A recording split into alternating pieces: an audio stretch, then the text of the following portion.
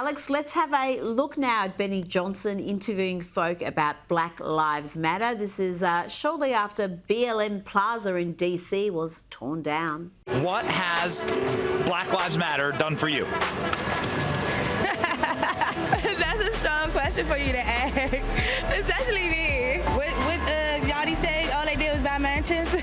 Lil Yachty is a rapper, and he's out saying, like, they bought a bunch of mansions. BLM was literally a scam. They had bought mansions and... No, that's definitely a scam, 100%. 7 mansions is not the best use of $100 million. Do you see any of that money? No. Did they ever reach out to you and say, hey, you're a veteran, we can help you? Never. They raised $100 million. Did you see any of that? Do we ever see any of it? I ain't see shit of it. The $100 million has not benefited the black community.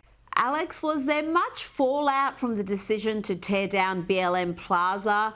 We saw some wild emoting in the usual places, the Washington Post and the New York Times, the painful destruction of Black Lives Matter Plaza, and Black Lives Matter Plaza is gone. Its erasure feels symbolic.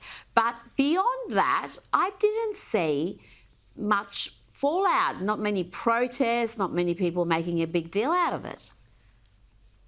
Well, you saw everybody that Benny spoke to, Lil Yachty basically just exposed it. He kind of put the final nail in the BLM coffin that this was a money laundering or Ponzi scheme for Patrisse Cullors and her family that were able to buy mansions with this money. And seriously, if the African-American community actually benefited from all the donations from BLM, people would love that. But that's not what happened. The black community were used as a prop in order to raise money. And where that money went, some say that it went to people's, private mansions. Some say that it went to the Biden campaign. So all I know is that marginalized black people in America did not have access to all the money that was supposed to be raised for them. So it was a scam, and now it's been exposed, and it's it feels kind of good to just be able to move on and start a whole new, trajectory for helping out the marginalized under Donald Trump, not taking advantage of them to raise money to help out the Biden crime family.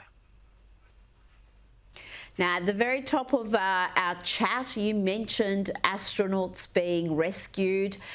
I've been shocked by how little coverage this has received. You would think this would be a momentous occasion. These 2 astronauts stranded in space, and Elon Musk has successfully brought them home safe and sound. And it seems to be now more reporting on, whether they were grateful to be rescued or not, or whether they were doing important work whilst they were stranded.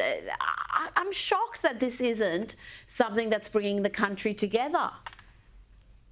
Well, Rita, it should, but you know why that they were left in space is because Joe Biden didn't want to give Elon Musk a win. He didn't want to make Elon Musk look like a hero, considering Elon Musk and Donald Trump had become good friends. So they were left in space for political reasons. I mean, Joe Biden literally, instead of deporting illegal immigrants, he deported 2 astronauts and made them live on the International Space Station for 8 months.